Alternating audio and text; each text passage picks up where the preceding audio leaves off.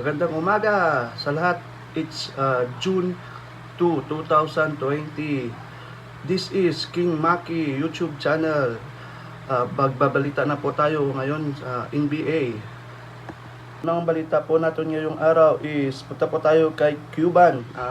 Dallas Mavericks owners Mark Cuban. So sabi niya po ina-advocate niya yung tinatawag na HGH as tools for injury recovery. Ano po yung HGH? Yung HGH is human growth hormone. So sabi niya po mas gusto niya pong i-advocate yung HGH sa NBA na kung pwede po magagamit or may-use ng mga NBA players if ever na nagkaroon sila ng mga injury para at least madali silang mag-recover. Isa or dalawa pong mga players na na-suspended dahil sa ginagamit nilang HGH. Isa po ay sa Atlanta Hawks na si John Collins. So, na-suspended sa po 25 games earlier this season. That's why kapag gamit ng HGH. At isa pa pong na-suspended is Wilson Chandler ng 25 games din kasi bawal po yan yung mga HGH na human growth hormone. So, yun po yung sinabi ni Cuban na kung if ever na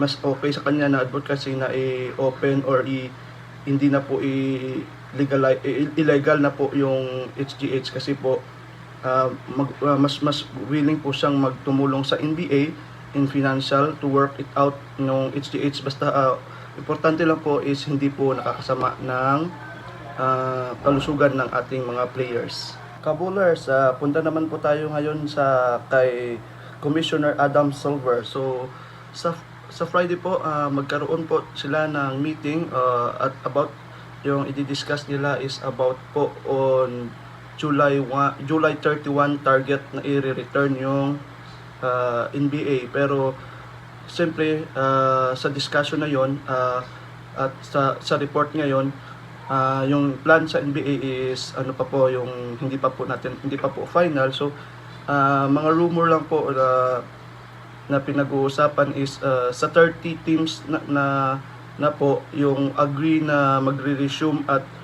if ever na ibahin yung sistema is 16 teams na po yung nag-agree na okay lang na magre-resume at okay na po na susundin po yung bagong format ng NBA. Pero siyempre back naman dyan po, so 13 or 16 po yung siyempre hindi rin po agree sa mga sistema yan. Siyempre kasi yung papasok po sa playoffs is 8 lang po, 8 sa kabilang sa Eastern Conference at 8 rin po sa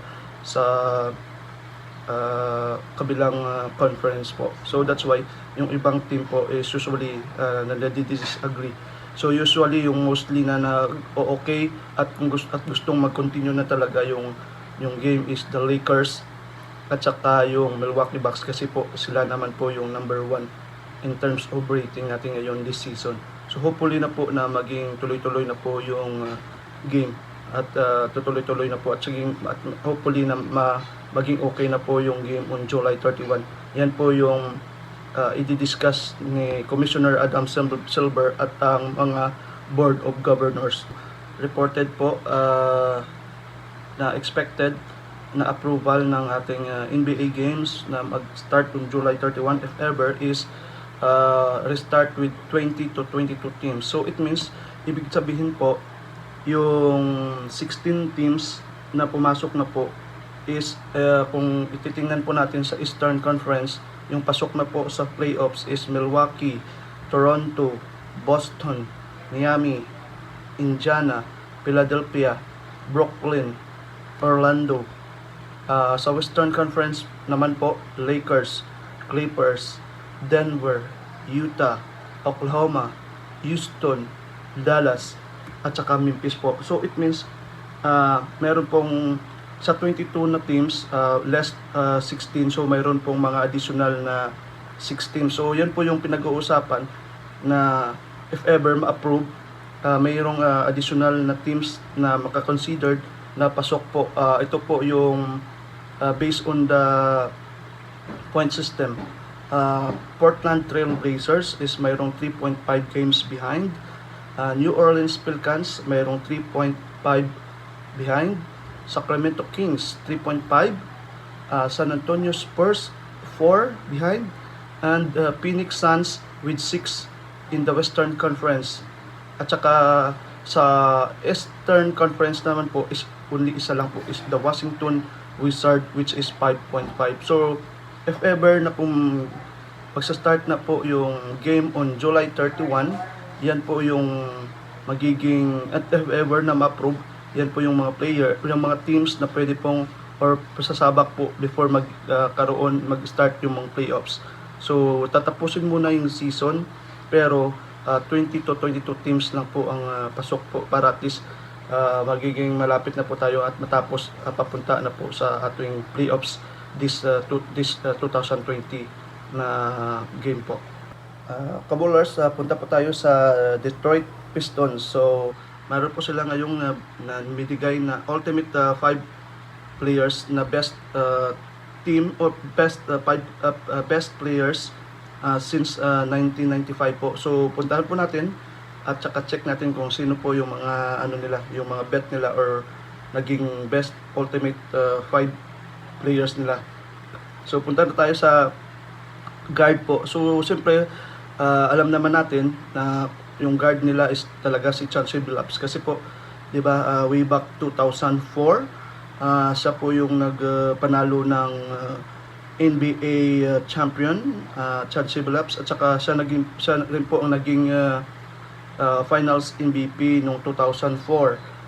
Naging third overall pick last 1997. So sa Detroit Pistons nakapagtala po siya ng average na 16.5 points while connecting on 39.7% of his 3-point attempts and logging a 6.2 assist and 1 steal per game. So yan po yung kanyang average sa Detroit Pistons. So hindi naman masama kasi po maganda talaga yung kanyang average. Kung titingnan nyo po sa 3-point attempt niya is na makaganda po is 39.7. So punta naman po tayo kay sa guard Richard Hamilton. So si Hamilton is siya rin po yung lineup noong 2004 na nakapag panalo ng NBA champion. So shooting guard po yung kanyang position sa Detroit Pistons. So 9 years po siyang nasa Detroit Pistons. So 14 years siyang nasa NBA. So yung average niya po is 18.4 points per game. At saka po naging ano siya 3 consecutive All-Star appearance from 2006 to 2008. Punta po tayo sa ikatatlong ultimate 5 ng Detroit Pistons. Forward at kilala po si Grant Hill.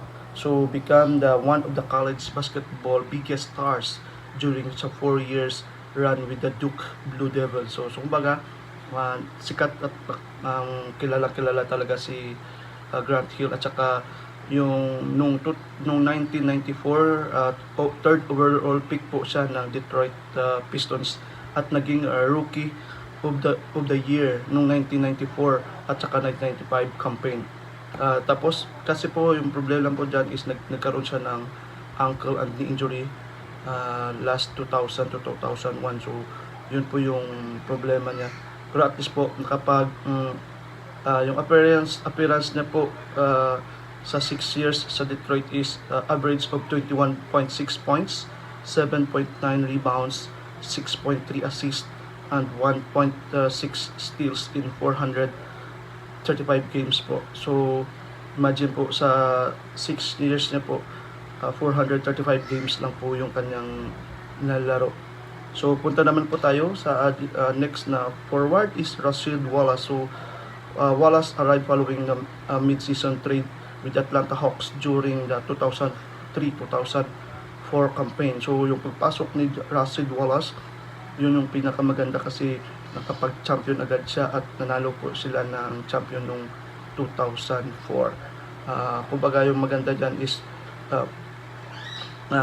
dito po nakapagtala siya ng average na 13.4 points, 7.2 rebounds, 1.6 blocks, and 1 steal. Okay? So, sa total na 399 career games with the team sa Detroit Pistons po. So, punta naman po tayo sa center. Alam naman po natin na kung andyan si Rasheed Wallace, hindi rin mawawala si Ben Wallace. So, si Ben Wallace po is nagiging defensive dominance during the 2000. So, kumbaga, one of the factor na center sa larangan ng NBA yung kapanahunan niya. Okay? So, yung average po niya is 2.3 rejections every average po niyo, di ba? Imagine, sa NBA 2.3 rejections and 11.1 boards per game. So, the center record for Defensive Player of the Year award. Wow. Imagine, from 2001 to 2006, naging Defensive Player awarded siya. So, kumbaga maganda talaga yung record ni Ben Wallace. Tie po sila ni Dikembe Mutombo. So, it means, maganda talaga yung ginawa ni Ben Wallace sa Detroit Pistons. So, recap po, yun yung 5 ultimate players natin sa Piston Detroit. Sa guard po, andyan po sa Chancellor Billups at saka si Richard Hamilton. At saka sa forward naman po, andyan si Grant Hill at saka si Rasheed Wallace. At saka yung center nila is no other than Ben Wallace. Yan po yung the ultimate Pistons Detroit. Hanggang dito lang po tayo sa balitang NBA.